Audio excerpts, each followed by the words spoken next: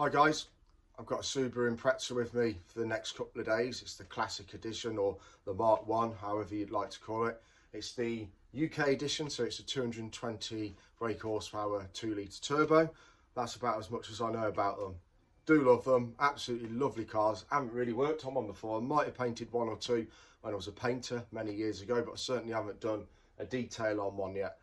This has just had a paint job really recently. It's had a lot of work, full restoration really, wheels, brake lines, engine out, etc.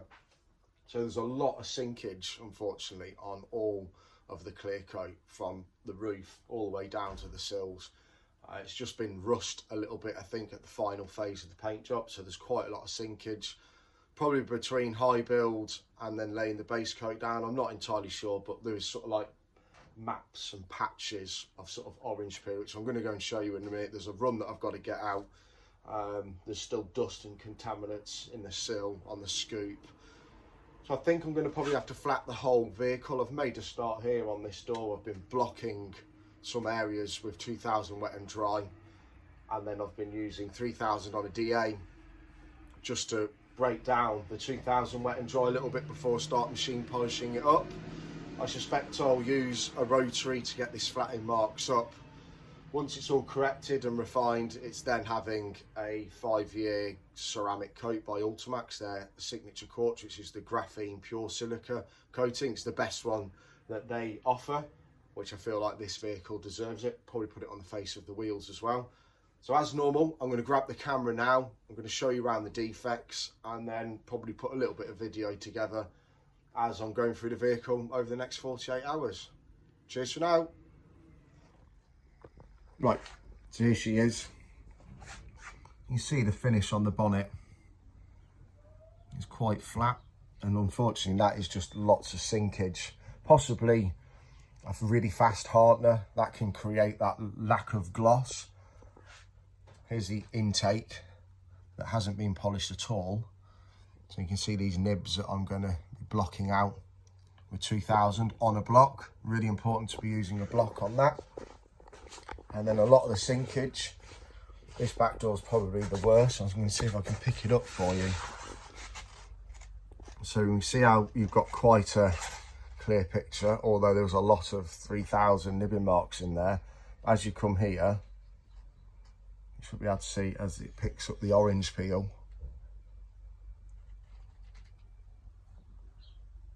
Here we go, there it is. So that is some sinkage there. It's a ring of orange peel, so you can see where it's shrunk in rather than paint application. This has appeared probably a couple of weeks later. This probably looked really nice when it was done, and it's just shrunk back over the last fortnight it was painted, I suspect. Door handles a bit peely as well, and see what I can do with them. But yeah, this sinkage, really I need to just flat this out with wet and dry. There is a run here, hopefully you can pick this run up. Here we go, here just on the edge of the quarter panel. Look like someone's already had a go at that, so there's an element of risk on me flattening that anymore, but I need to do it. I can't leave it like that. I've already spoke to the customer. It's either we get it out through polishing or we get it out through paint work. You just cannot leave that. So I've got that to block out as well. Rear bumper hasn't even been attempted to be polished, as you can see. So I've got a lot of wet and dry. I need to sort these lights out as well, as you can see, before they're ceramic coated. Boot lid is really nice job on the boot lid for some reason. Really nice job on the spoiler, just needs a bit of refining. So those two aren't too much of an issue. Got the C-pillar, there's a few little defects in there. Some low spots that I need to sort of try and knock out. And then the roof has just got a lot of 3000 nibbing marks that just haven't been polished up properly. So run over the roof as well. And hopefully this should look, well, not hopefully, this will look really nice with, you know, a couple of days working it. Should be able to get this definitely ready for a coating. See some more nibs here and shrinkage. So this run's already been had a go at. Someone's already blocked this and gone as far as they dare, which is ultra concerning for me because it means it's down to me now to take that a little bit further and get that to acceptable. as an acceptable standard. I'm going to use a blade to begin with. It's quite an old school method this, but it really does work. Mask up the edges so you've only got the width of blade cutting of the run. And we're not going to try and slice the run off. We're going to just sand the top of the run off. Get it quite level, then block it with a bit of wet and dry, and then polish it up. Hopefully there's enough material on there for us to do that.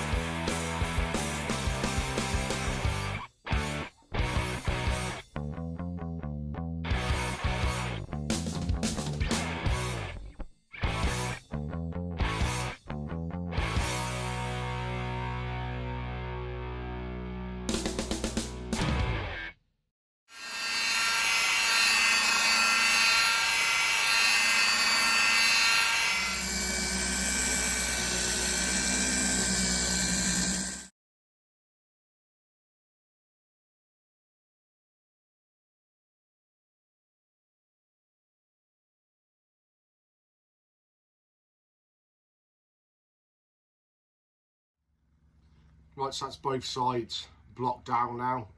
Other side is compound up. This is ready for compounding and cutting now. I've blocked it all with 2000.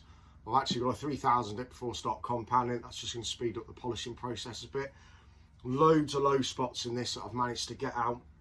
Like tiny little chips, like little rings of sinkage. And I know exactly what they are, and it's an awful product. And not many people use it anymore, and I'm glad of that. It's a 1K stopper.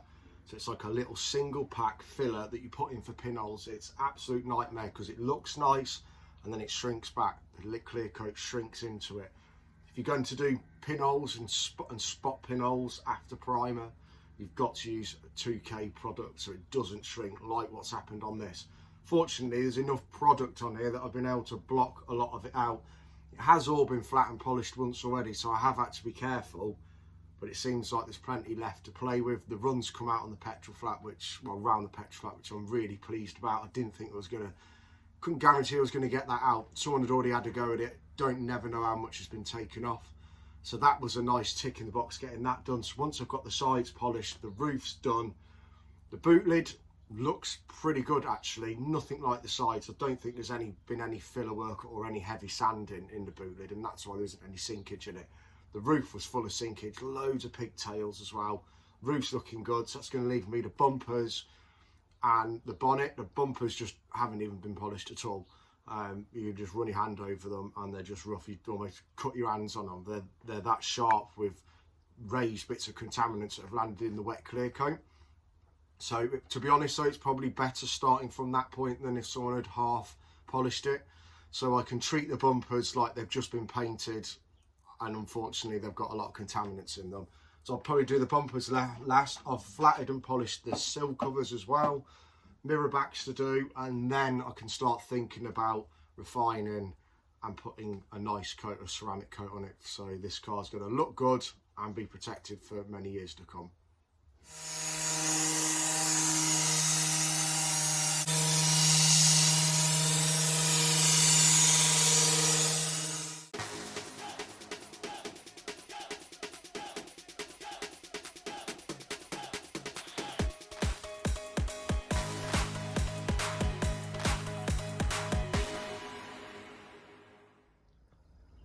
So I'm just flattening the rear bumper at the minute. I thought I'd stop and just show you the amount of contaminants in here. You can see where I haven't flatted enough yet, but that's where the dust is. There's more here, more here, more here. I can count 1, 2, 3, 4, 5, at least 10 just in that area. A bit more around this corner, all down this side. Horrible, horrible nibs. No excuse for leaving stuff like that in your paintwork. So I'm flatting the whole of the rear bumper, and then I've got just to flat the whole of the bonnet and the whole of the front bumper, and then we're done with the correction work, which I will be glad after a whole day of wet sanding. We're still a few more hours of wet sanding to go. Right, so it's day 2. I managed to get everything done yesterday, barring the bonnet. So everything's now refined. I've just left the bonnet to do this morning. Once I've done that, I can detail the vehicle, put the coating on this afternoon, ready for the client to pick it up this evening.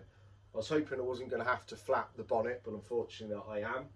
It's got a lot of sinkage in it. If I put the rotary over it, it brings the gloss up, but there is still a lot of places where it looks like they've used a 1K stopper and it's just sunk into the existing stone chip, or the very shallow silicones. Either way, I've got to flat them to lose that defect. It'd be a shame to let it down now and not flat this panel. All the other panels have been flatted, as you've seen in the previous footage.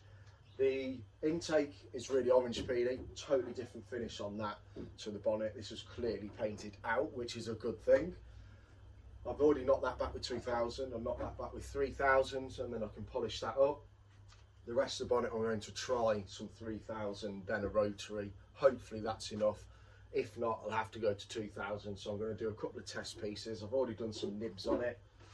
Look forward to getting that done before I can then move on, like I say, to the detail, get the coating on, and then the job well done.